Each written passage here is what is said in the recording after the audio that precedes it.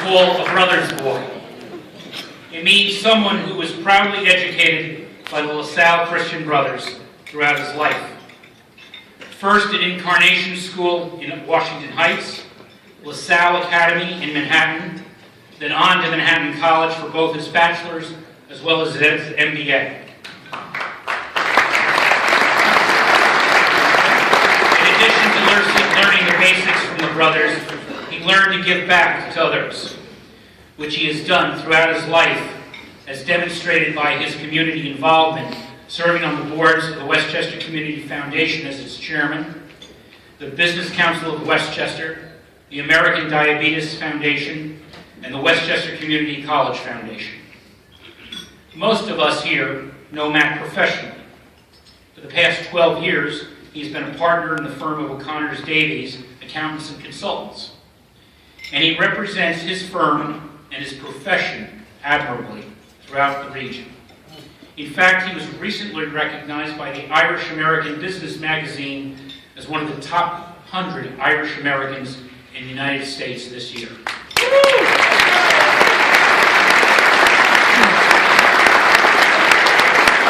a proud, friendly son. His family roots are traced from counties Tyrone and Leitrim. The McCrosson family, like many other families in the room, are multi-generational members of our society. His sons Matthew, Daniel, and Patrick, and his grandson Brendan are with us tonight. I am proud to call Matt a friend, and I am pleased to introduce him to you as the president of the Friendly Sons of St. Patrick, Matt McCrosson.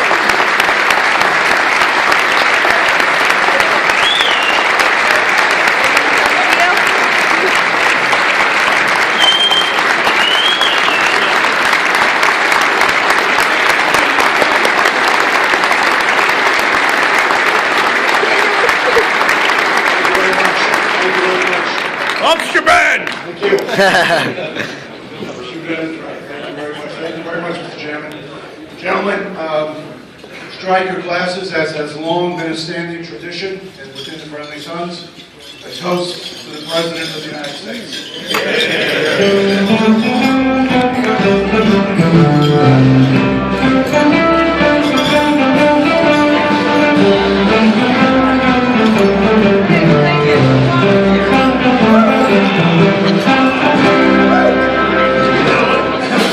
Serving as the President of Society is truly a great honor. I did not grow up in the Society, but attended my first annual dinner in 1978, and I was immediately hooked. I have loved these annual black tie occasions with the pomp and ceremony that accompanies them.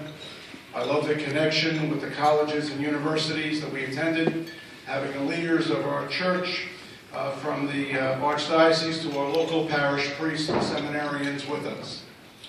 This being said, we are obviously missing our Cardinal Dolan, who will be returning from Rome after selecting our new Pope Francis.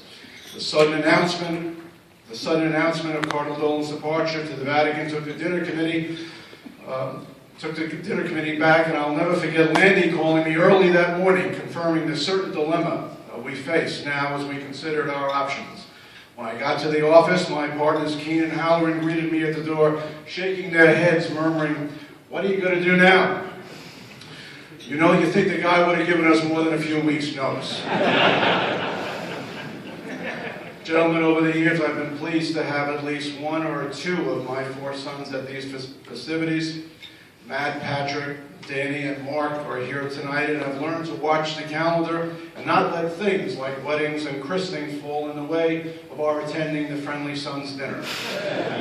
So this is my grandson Brendan's, or usually referred to in our house as the heir apparent, first dinner, and his application is pending before the admissions committee, and I'll need to get a word with Brian Harrington to discuss his ridiculous age rule.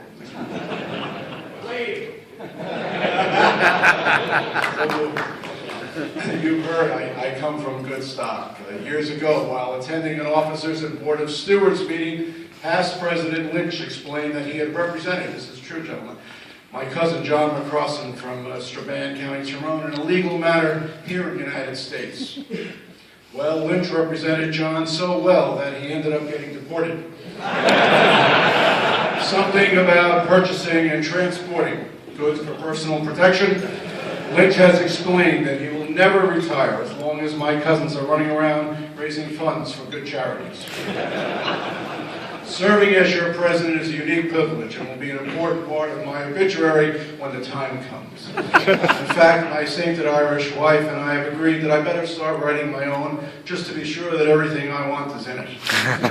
You know, every good Irishman would love to hear his own eulogy, but I will admit that I've been taken a bit back by herself saying to me recently that maybe you should start writing it now. I never really thought, quite honestly, of having the opportunity to stand before our members and their guests tonight as president. I was a bit taken back when, God rest his soul, our leader B.J. Harrington called me about 7 years ago and indicated that my name had come up as a potential officer and, quote, if you don't have any skeletons in your closet or any problems I don't know about, we'd like to put you in the line. I'll admit that there was a painful pause and I didn't say a word as I thought about what B.J. had asked. I guess he was expecting some immediate response and he quickly asked, what's the matter? You'll be great. I explained that that wasn't my concern. I knew that no officer of the society ever suffers from the dreaded sin of humility. B.J. went further though and said, you know, if you keep your nose clean and stay out of trouble, someday you could be president. God knows I've tried. Going up the line of officers' ranks has been a challenge at times. In one of my early roles as treasurer, I was asked to present new IRS guidelines as to, listen to this, issues around transparency, conflict of interest, and the need for a whistleblower policy at our stated annual meeting in crowded Fogarty's Bar after an extended cocktail hour. Gentlemen, I spoke as loud and as fast as I could, not looking to encourage any discussion. God knows we Irish are known for the transparency of all of our business dealings, and of course there's never even a hint of conflict of interest. I referred to the resolutions as drafted, and Kitson yelled out, if you say so, Matty. Cuddy moved for approval, and Mooney, as he does, enthusiastically seconded. I sat down and exhaled, and exped the architect and custodian of our bylaws and governing documents said, good work, Matty. That's how we like it. Unanimous. Everything unanimous. In 5 years, I've had no record of any calls of any whistleblowers calling me. This brings to mind the sage advice that I received from Ed O'Connor Sr., a founder of our firm, who said, don't put in writing what you can say, and don't say what you can wink.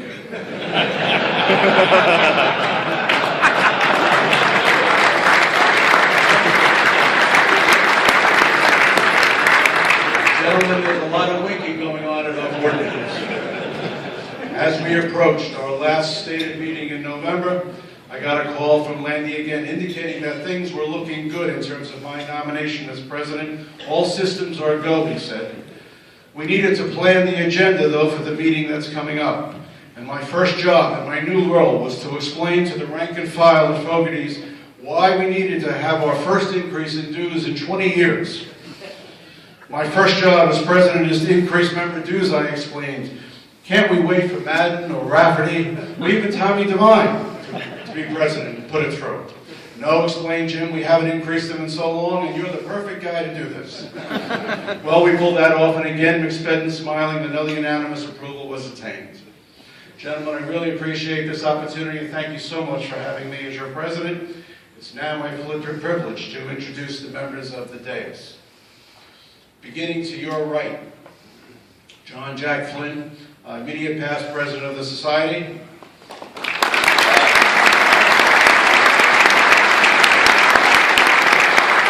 Sean Michael Conley, seminarian, St. Joseph Seminary. The Reverend Monsignor John Ferry, Central Westchester Vicariate. Dr. Joseph Nair, president of the NCAA-bound, tournament-bound Iona College.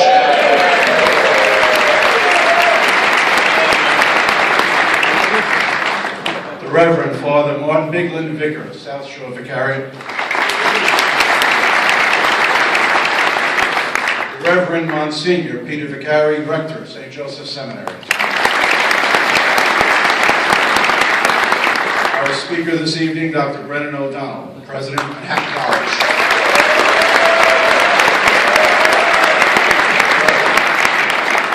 We heard from Jim Landy, our Chairman of the Board of Stewards. His Excellency, the Most Reverend Gerald Walsh, Vicar General, Archdiocese of New York.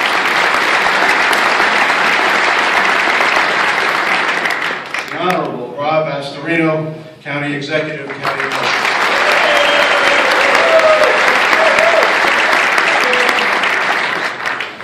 The Reverend Monsignor Gregorio Mustarchuelo, Chancellor, Archdiocese of New York.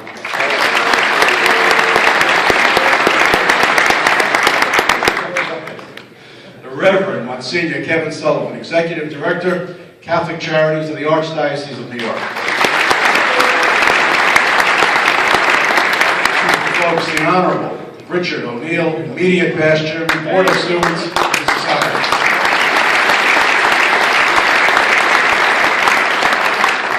Michael Spicer, President, St. Joseph's Medical Center. Folks based in Yonkers, it is the only remaining Catholic hospital located in Westchester and the 5 boroughs, yes, including that of St. Vincent's in Harrison, which is now part of it.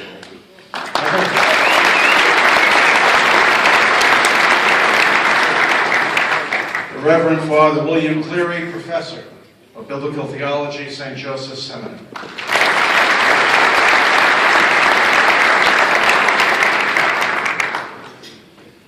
I missed, apologize, John Flynn, President, College of Mount St. Vincent.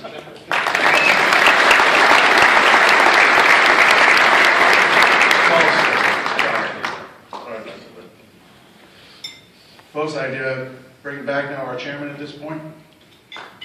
Thank you, Mr. President. You know, last year during my introduction of both Cardinal Egan and Cardinal